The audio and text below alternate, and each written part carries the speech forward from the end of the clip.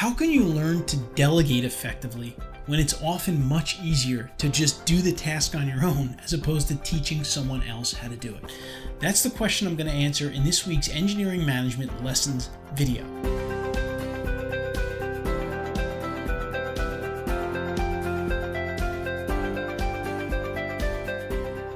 I recently received this question in one of our training programs from a participant when we were talking about delegation. He was really struggling with the idea of taking the time to teach someone else how to do something when they could do it so much quicker. Why would you want to waste that time? And here's the reason. As you grow in your career as an engineering professional, you're going to have to do different things. You know the saying, what got you here won't get you there, right? Your tasks are going to change and you have to let go of the other tasks.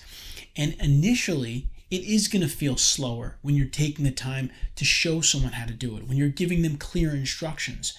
But it's only going to take time that first few times you do it.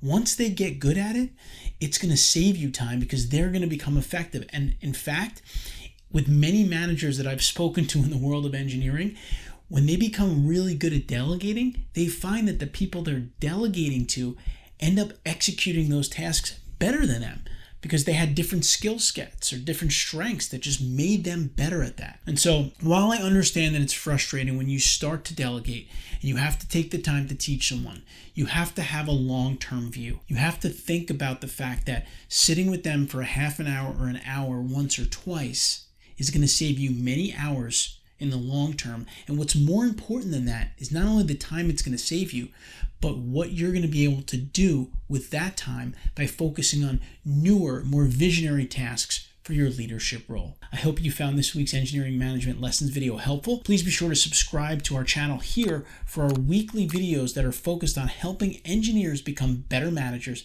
and leaders. I'll see you next week.